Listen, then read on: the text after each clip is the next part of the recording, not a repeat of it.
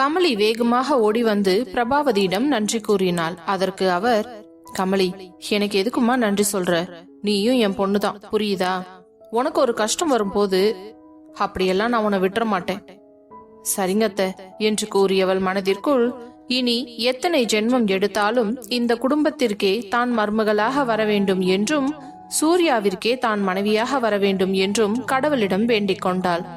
பின்பு மேலே செல்ல இருந்தவளை தடுத்து நிறுத்திய பிரபாவதி, கமலி, இந்த காஃபியை சூர்யா கிட்ட கொடுத்துறியம்மா? என்னத்த கொடுங்க, நான் கொடுத்துறேன் என்று அவர் கொடுத்த காஃபி கப்பை வாங்கி கொண்டு நேராக மேலே தங்களது அறைக்கு சென்றாள். கமலி கதவை திறந்து கொண்டு உள்ளே செல்ல அப்பொழுது சூர்யா குழந்தையுடன் விளையாடி கொண்டிருந்தான். சூர்யா, குட் மார்னிங், எழுந்திரிச்சிட்டீங்களா? ஆமாண்டி, குட் மார்னிங். தம்பி அழுதானா, அதான் எழுந்திரிச்சு அவனை தூக்கி வச்சு விளையாண்டுகிட்டு இருக்கேன். அப்படியா, சரி சரி என்று அவன் அருகே சென்றவள் அவன் நெற்றியில் ஒரு முத்தம் கொடுத்து விட்டு பிறகு அந்த காஃபி கப்பை கையில் கொடுக்க அதை வாங்கி டேபிளில் வைத்தவன், இருடி, நான் ஃபேஸ் வாஷ் பண்ணிட்டு வந்துடுறேன் என்று கூறி சென்று விட்டு மீண்டும் வந்து அந்த காஃபியை எடுத்து குடிக்க தொடங்கினான். கமலி, என்ன நீ இன்னைக்கு ரொம்ப சந்தோஷமா இருக்கியாடி? ஆமா சூர்யா, எப்படி தெரியும் உங்களுக்கு? அதான் என் பொண்டாட்டி முகம் ஜொலிக்குதே, அதை வச்சே நான் கண்டுபிடிச்சிருவேன். சரி, என்ன விஷயம்? என்கிட்ட சொன்னா நானும் சந்தோஷப்படுவேன்ல. அதுவா, அபிக்குட்டிக்கு பழைய மாதிரியே ஃபீடிங் கிடைச்சிடுச்சு சூர்யா. அதை நினைக்கும் போதே எனக்கு ரொம்ப சந்தோஷம் தாங்கவே முடியல. அதான் கீழே ஓடி போய் அத்தைக்கு நன்றி சொல்லிட்டு வந்தேன். வாவ், சூப்பர் டி. நீ மட்டும் இல்ல, இந்த விஷயத்துல நானுமே கொஞ்சம் பயந்துதான் போயிட்டேன். இப்ப நீ சொல்ற விஷயத்தை கேட்கும் போதுதான் மனசுக்கு கொஞ்சம் நிம்மதியாவே இருக்கு என்றவன் குழந்தையை பார்த்து, இந்த பச்சை குழந்தைக்கு பால் இல்லனா அதோட நிலைமை என்னடி ஆகிறது என்று வருத்தப்பட்டு பேச, ஆமா சூர்யா, அதனாலதான் நானும் ரொம்பவே உடைஞ்சு போயிட்டேன் என்றவள் அவன் அருகே வந்து அமர்ந்து கொள்ளும் பொழுதே, என்ன கமலி, காலையிலேயே சும்மா கும்முன்னு இருக்க, குளிச்சுட்டு போல இருக்கே? ஆமா சூர்யா, எனக்கு இந்த சந்தோஷத்துல தூக்கமே வரல. அதான் ஃபர்ஸ்ட் ஆள எழுந்திருச்சு குளிச்சுட்டு தயாராயிட்டேன். அது சரி, இன்னைக்கு என்ன சாரி எல்லாம் கட்டி இருக்க? கொஞ்ச நாளா நீ சாரி கட்டுறதே இல்லையே. கட்டுறது இல்லதான், இருந்தாலும் இன்னைக்கு கட்டணும்னு தோணுச்சு, அதனால கட்டிட்டேன். சும்மா சொல்லக்கூடாதுடி, இந்த புடவையில் அப்படியே தேவதை மாதிரி இருக்கிற. அப்படியா சூர்யா? ஆமா, என் பொண்டாட்டியோட அழகுக்கு வேற யாராவது ஈடு என உண்டா என்ன? ஆனா ஒண்ணு சூர்யா, பொண்ணுங்களை எப்படி பேசியே கவுக்கணும்னு இந்த ஆம்பளைங்களுக்கு நல்லாவே தெரிஞ்சிருக்கு.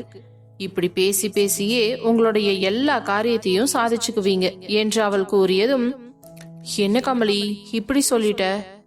ஆமா இல்ல, ஐயோ நான் மறந்தே போயிட்டேனே. என்னாச்சு சூர்யா? இப்ப கொஞ்ச நாளாவே நம்ம 2 பேருமே ஒன்னா இருக்கிறதவே நான் மறந்து போயிட்டேன்டி. ஏன் சூர்யா பச்சையா போய் சொல்றீங்க? 4 நாளைக்கு முன்னாடி கூட இருந்தோம்ல. ஏய் கமலி, 4 நாள் ஆயிடுச்சு, என்ன இவ்ளோ அசால்ட்டா சொல்ற? ஐயோ சூர்யா, நீங்க சொல்றத பார்த்தா ஏதோ 4 மாசமோ 4 வருஷமோ ஆன மாதிரி இருக்கு. ஜஸ்ட் 4 days தானே.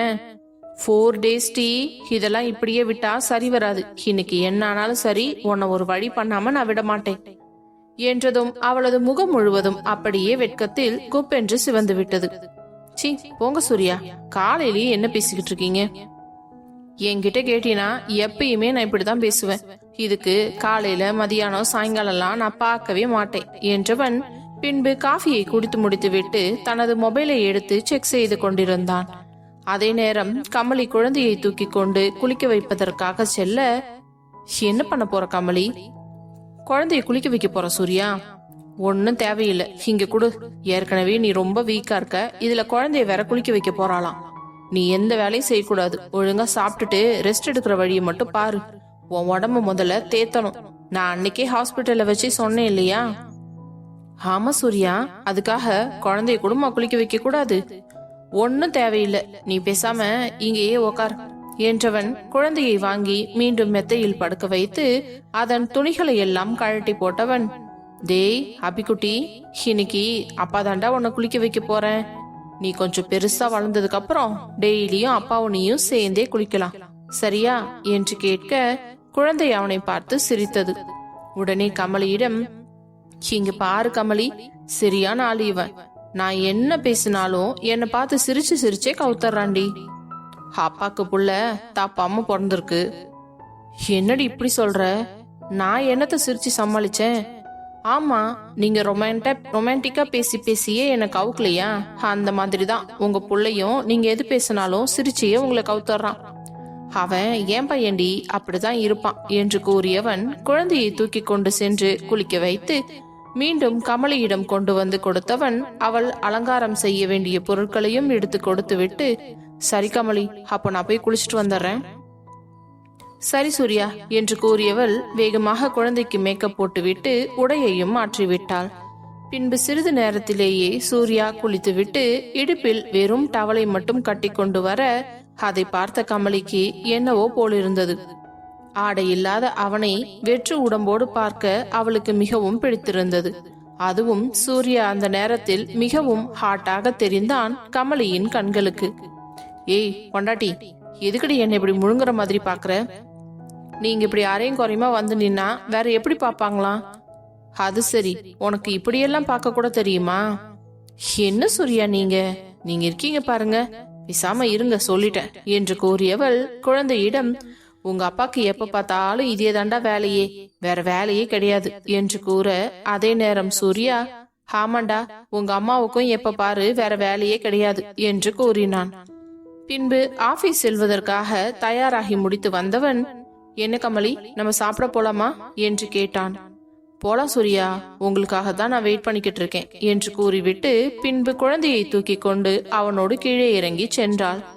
அதே நேரம் காவியாவும் ஆகாஷும் வர அனைவரும் ஒன்றாக சேர்ந்து கீழே சென்றனர். சாப்பிட அமர்ந்ததும் அப்பொழுது பிரபாவதி, சூர்யா, இன்னைக்கு காலையில டாக்டர் வந்து பார்த்துட்டு நம்ம ரேகாவை டிஸ்சார்ஜ் பண்ணிடுவாங்கன்னு நான் நினைக்கிறேன்.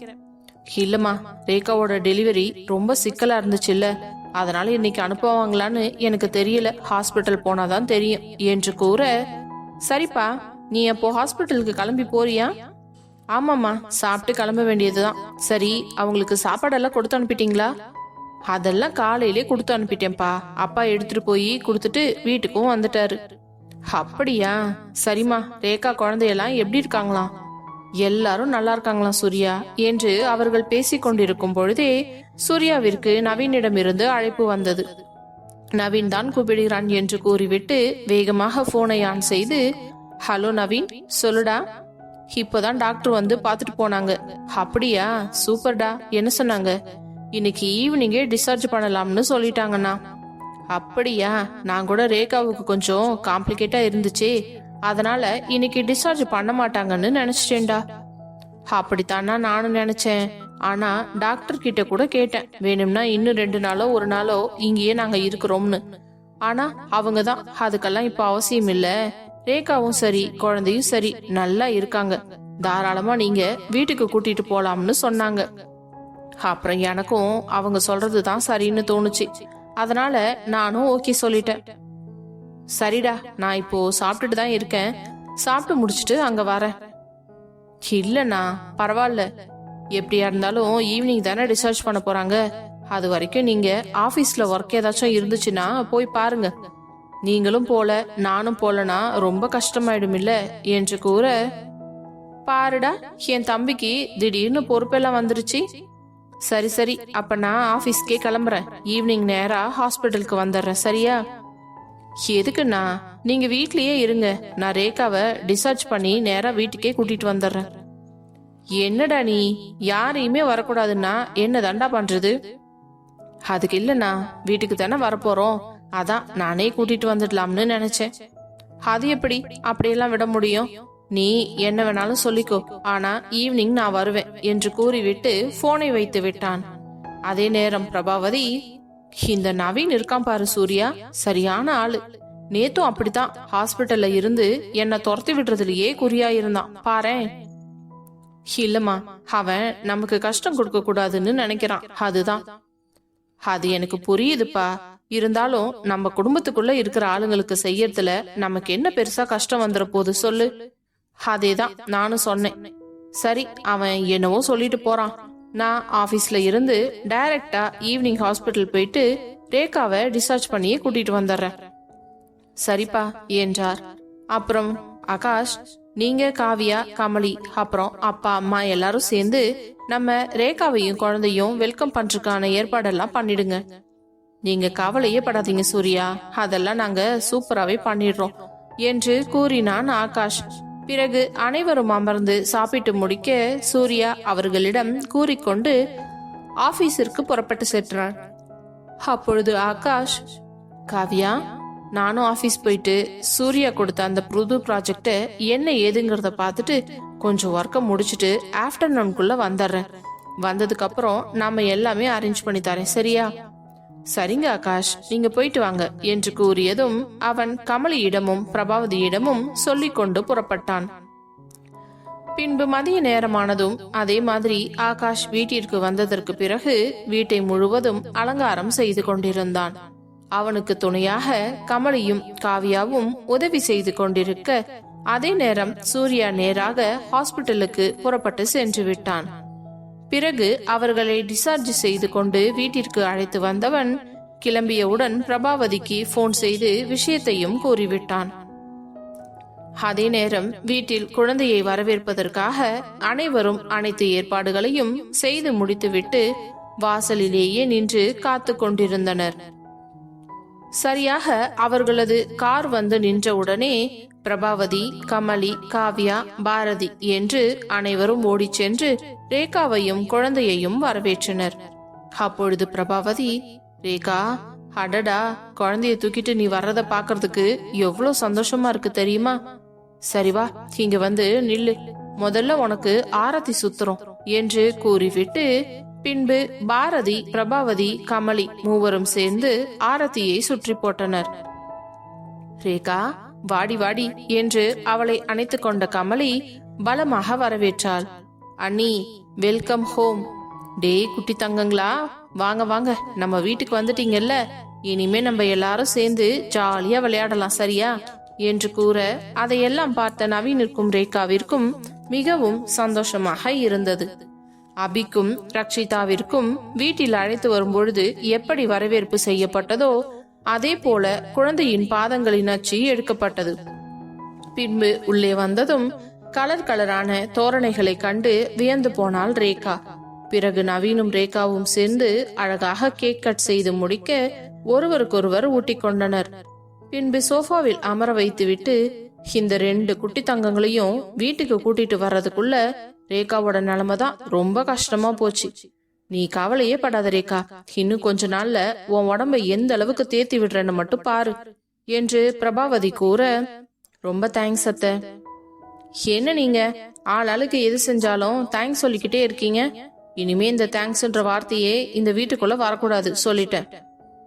சரிம்மா, நீ ரொம்ப நேரம் இங்க உட்கார்ந்துட்டு இருக்க கூடாது, உனக்கு பெயின் அதிகமா இருக்கும், நீ ஃபர்ஸ்ட் உன்னோட ரூமுக்கு போய் ரெஸ்ட் எடு என்று கூற பின்பு சரிங்க அத்தை என்றவள் முன்னே செல்ல நவீன் அவளை அழைத்து கொண்டு சென்றான். பின்பு அவர்கள் கூடவே கமலாவும் பிரேமாவும் ஆளுக்கு ஒரு குழந்தையை தூக்கி கொண்டு ரேகாவின் அறைக்கு சென்றனர். ரேகா சென்று கட்டிலில் மெதுவாக படுத்துக்கொள்ள அவள் அருகிலேயே 2 குழந்தைகளையும் படுக்க வைத்தவர்கள், சரிம்மா, நீ ரெஸ்ட் எடுத்துக்கோ, நாங்க இன்னும் கொஞ்ச நேரம் கழிச்சு வந்து பாக்குறோம், உனக்கு ஏதாவது தேவைன்னா உடனே என்கிட்ட சொல்லு, சரியா? டே, பக்கத்திலேயே இருந்து பாத்துக்கோ, ரேகாக்கு என்ன வேணும்னாலும் உடனே ஓடி வந்து என்கிட்ட சொல்லணும், சரியா? சரிம்மா, கண்டிப்பா என்றதும் உடனே கமலா, ரேகா, நல்லா ஓய்வு எடுத்துக்க, குழந்தைங்களை பாத்துக்கமா, உனக்கு கஷ்டமா இருந்துச்சுன்னா என்னை கூப்பிடு, நான் வந்து இருந்து பாத்துக்கிறேன். சரிம்மா, கண்டிப்பா என்று கூறியதும் இருவரும் வெளியே சென்று விட்டனர். அப்பொழுது நவீன் ரேகாவிடம், இந்த நாளுக்காக தானே நம்ம இவ்வளவு நாள் காத்துக்கிட்டு இருந்தோம், எனக்கு எவ்வளவு சந்தோஷமா இருக்கு தெரியுமா? இங்க பாரு, நம்மளோட 2 குழந்தைங்களும் எவ்வளவு அழகா நம்ம ரூம்ல படுத்திருக்காங்க, இதெல்லாம் ஒரு கனவு மாதிரி இருக்குது. என்னோட சந்தோஷத்துக்கு இன்னைக்கு ஒரு அளவே இல்லாத மாதிரி இருக்கு. நம்ம குழந்தைங்கள நல்லபடியா வளர்த்து அவங்கள நல்லா படிக்க வச்சு நம்ம சூர்யா அண்ணா மாதிரி கெத்தா வளர்த்து விட்டுறணும்டி என்று கூற, ஆமா மாமா, கரெக்டா சொன்னீங்க. சரி, நீ நல்லா ஓய்வு எடுத்துக்கோ, குழந்தைங்களை பாக்குறதுக்கு தான் நான் இருக்கேன், சரியா? சரி மாமா என்றவள் அசதியில் அப்படியே உறங்கிவிட்டாள். பிறகு சிறிது நேரத்திலேயே அரைக்கதவை தட்டும் சத்தம் கேட்டது. யாரா இருக்கும் என்று வேகமாக எழுந்து சென்று கதவை திறந்து பார்க்க அங்கே சூர்யாவும் ஆகாஷும் நின்று கொண்டிருந்தனர். சூர்யாண்ணா, ஆகாஷ், வாங்க வாங்க உள்ள வாங்க என்று கூப்பிட்டவன் அவர்கள் கையில் இருக்கும் தொட்டிலை பார்த்தவுடன், என்னன்னா நீங்களே போய் தொட்டில் வாங்கிட்டு வந்துட்டீங்களா? ஆமாண்டா, 2 குழந்தைங்களுக்கும் தொட்டில் இல்லனா ரொம்ப கஷ்டமா இருக்கும்ல. சரி சரி உள்ள வாங்க என்றதும் வேகமாக கட்டிலின் அருகே கொண்டு சென்று போட்டவர்கள், நவீன், இது நார்மலா நமக்கு வாங்கின தொட்டில் மாதிரி கிடையாது. இது கொஞ்சம் பெருசு. 2 குழந்தைங்களையும் ஒன்னா படுக்க வைக்கணுங்கிறதுக்காக நான் அந்த மாதிரியே ஆல்ரெடி ரெடி பண்ண சொல்லி இருந்தேன். அதத்தான் இப்ப போய் டெலிவரி எடுத்துட்டு வந்திருக்கேன். உனக்கு பிடிச்சிருக்காடா? வாவ், சூப்பர்னா, எனக்கு ரொம்ப பிடிச்சிருக்கு. உடனே ரேகாவும், சூர்யா தேங்க்யூ சோ மச், எனக்கும் ரொம்ப பிடிச்சிருக்கு என்று கூற, பின்பு ஆகாஷ் புதிதாக வாங்கி கொண்டு வந்திருந்த துணிகளையும் மெத்தைகளையும் எடுத்து விரித்து விட்டான்.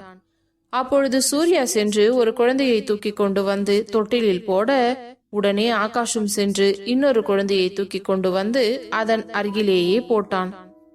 பின்பு தொட்டிலை ஆன் செய்து விட்டவர்கள், ரேகா, இனிமே நீ நிம்மதியா தூங்கலாம், இல்லனா உனக்கு ரொம்ப கஷ்டமா இருக்கும். ஆமா சூர்யா, நல்ல வேலை செஞ்சீங்க. Thank you so much Akash Anna. It's okay Rekha, நமக்குள்ள என்ன தேங்க்ஸ் எல்லாம் சொல்லிக்கிட்டு, நீ நல்லா ரெஸ்ட் எடுத்துக்கோ. உன் உடம்பு ரொம்ப வீக்கா இருக்குன்னு டாக்டர் சொல்லி இருக்காங்க.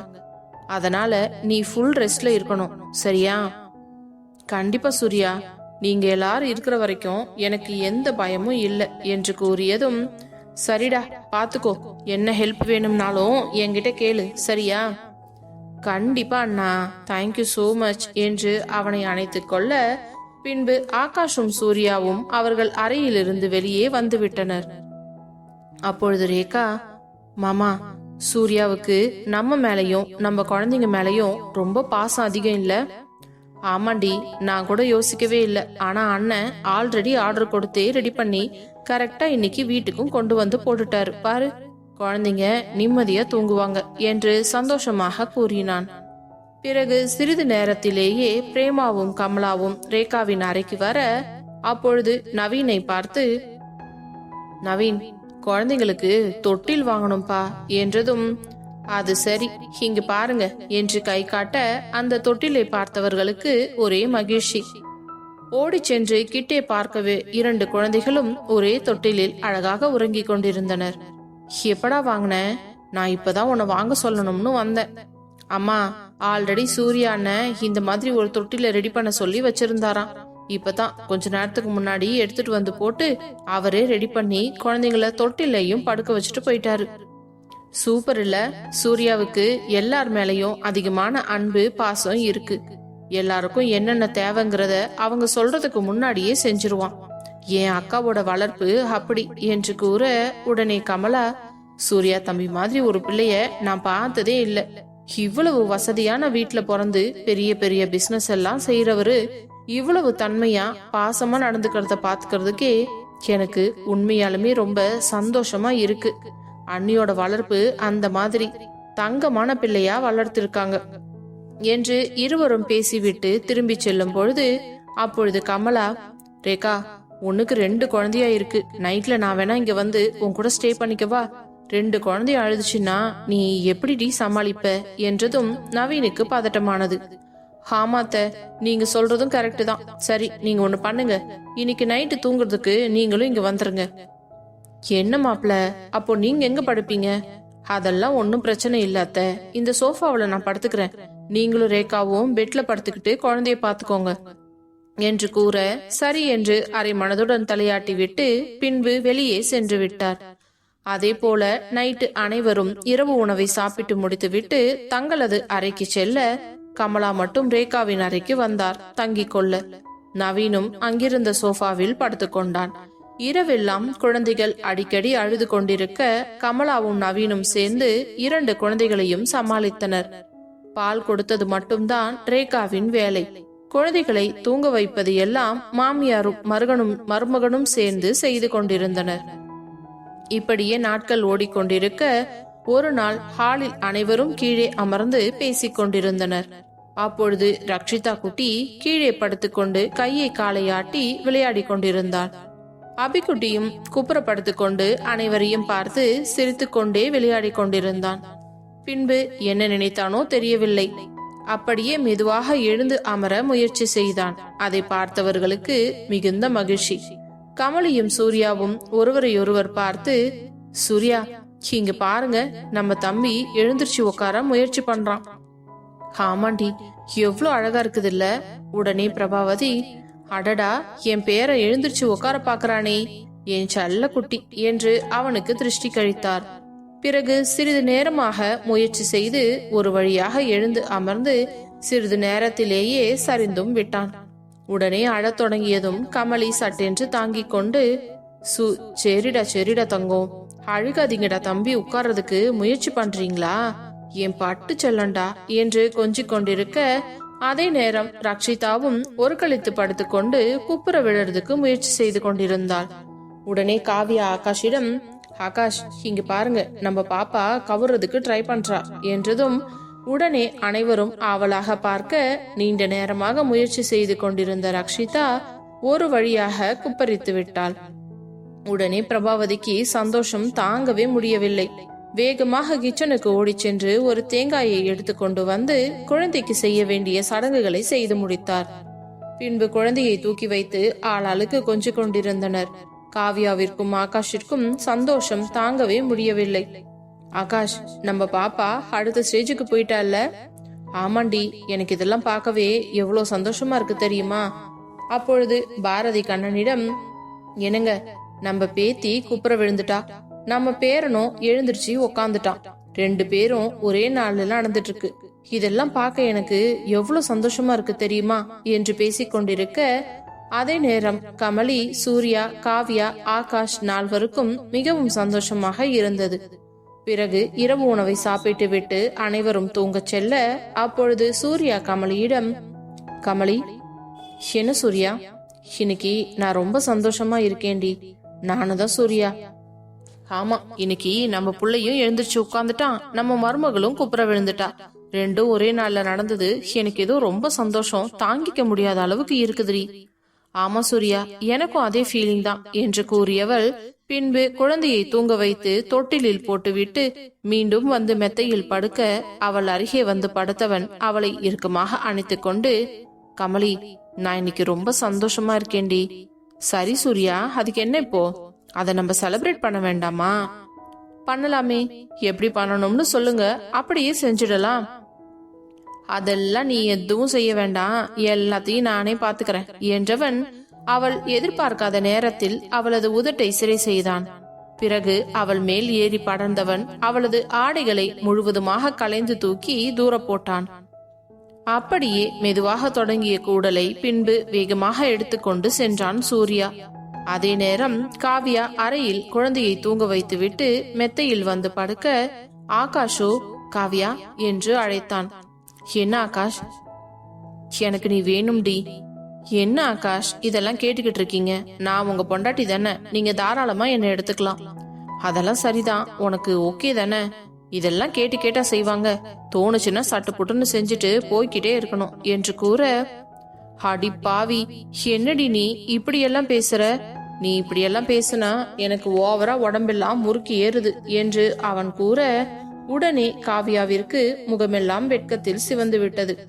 பிறகு அவள் மேல் ஏறி படர்ந்தவன் அவளது ஆடைகளை களைந்து விட்டு அவள் உடல் முழுவதும் முத்தமழையை பொழிந்து கொண்டிருந்தான். சிறிது நேரத்தில் இருவரது உடல்களும் ஒருவரோடு ஒருவராக பின்னிக் கொண்டு கட்டில் யுத்தம் நடத்தி கொண்டிருந்தனர். பிறகு 2 ஜோடிகளும் அவர்களது கூடலை மிகவும் சந்தோஷமாகவும் திருப்தியாகவும் செய்து முடித்துவிட்டு அசதியில் அப்படியே உறங்கிவிட்டனர். அடுத்த நாள் காலை எழுந்த சூர்யா கமலி அவன் பக்கத்தில் உறங்கிக் கொண்டிருப்பதை பார்த்தான். அவளுடைய அழகு அவனை என்னவோ செய்தது. பின்பு போர்வையை மெல்ல விலக்கிய போது அவளுடைய ஆடைகள் இல்லாத வெற்று உடம்பு வடவடவென்று இருப்பதை பார்த்தவனுக்கு மீண்டும் அவள் மேல் ஆசை தோன்ற, அப்படியே அந்த போர்வையை எடுத்து எட்ட போட்டுவிட்டு அவள் மேல் ஏறி படர்ந்தான். திடீரென்று அவன் இப்படி நடந்து கொள்ளும் பொழுது கமலிக்கு திடுக்கென்று முழிப்பு வந்தது. பின்பு அவனுடைய வேகத்தை கண்ட பெண்ணவள் அப்படியே அடங்கி போய் அவனுக்கு ஈடு கொடுக்க ஆரம்பித்தாள். பின்பு இருவருக்கும் கூடல் நீண்ட நேரம் சென்று கொண்டிருந்தது. அதற்குள் கமலி மிகவும் டயர்டாகிவிட்டாள். அவள் முகமே அவள் டயர்டாக இருப்பதை காட்டிக் கொடுக்க, பிறகு சூர்யா இதோடு போதும் என்று வேகமாக நிறுத்தி கொண்டான். பின்பு அவள் பக்கத்தில் வந்து படுத்தவன், கமலி, என்னடி ரொம்ப டயர்ட் ஆயிட்டியா என்ன? ஆமா சூர்யா, கொஞ்சம்தான், மத்தபடி வேற ஒன்னும் பிரச்சனை இல்லை. சரி, இப்போ உனக்கு ஓகே தானே? எனக்கு எல்லாம் ஓகே தான், ஒன்னும் ப்ராப்ளம் இல்லை. சரி, இன்னைக்கு நான் உன்னை குளிக்க வைப்பேன், வா போலாம் என்றதும், என்ன சூர்யா, ஏன் எனக்கு என்ன குளிக்க தெரியாதா?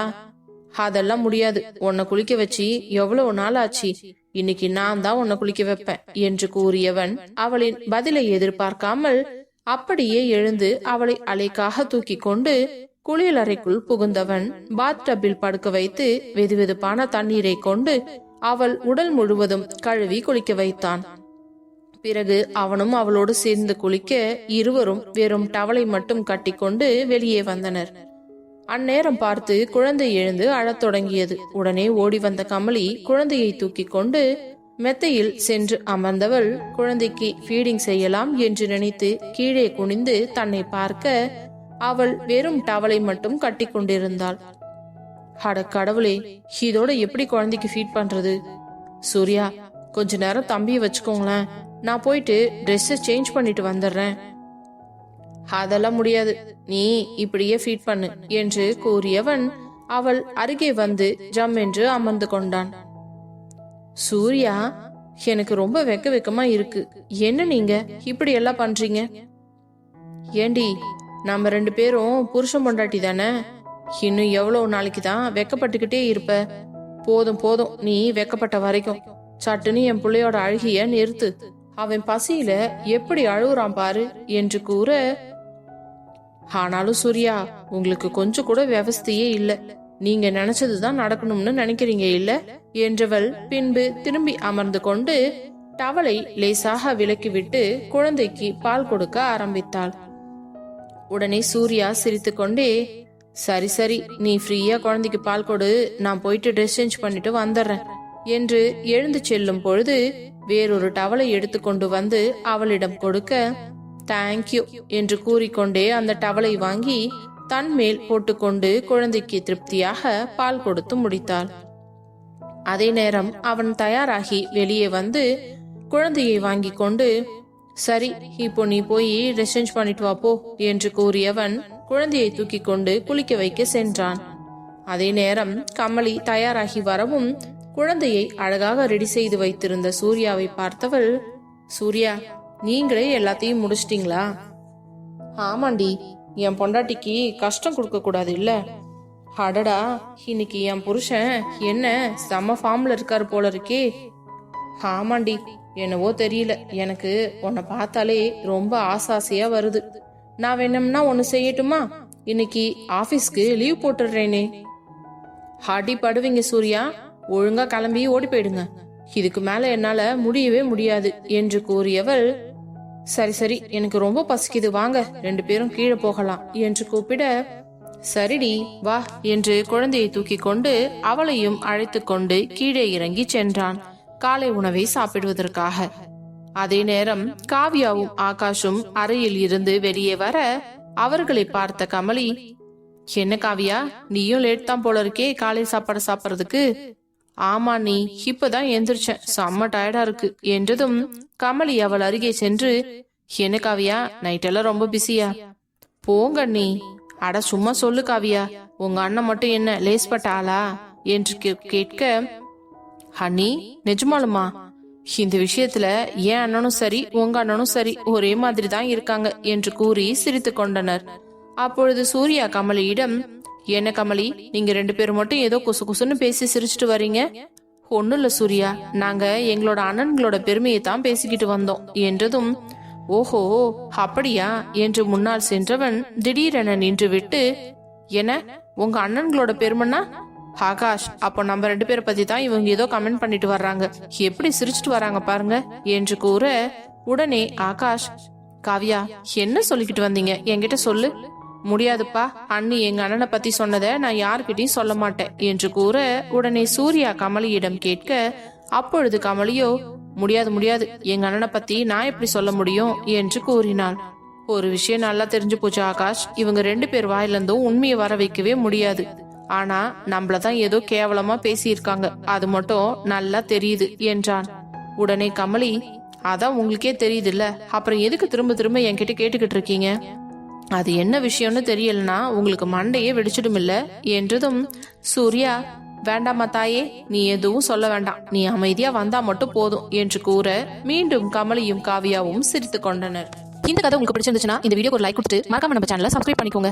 நிறைய பேர் வீடியோ பாக்குறீங்க ஃப்ரெண்ட்ஸ், ஆனா யாருமே லைக் பண்றதும் இல்ல, சப்ஸ்கிரைப் பண்றதும் இல்ல. அதை நினைக்கும் போது தான் ரொம்ப கஷ்டமா இருக்கு. தேங்க்யூ.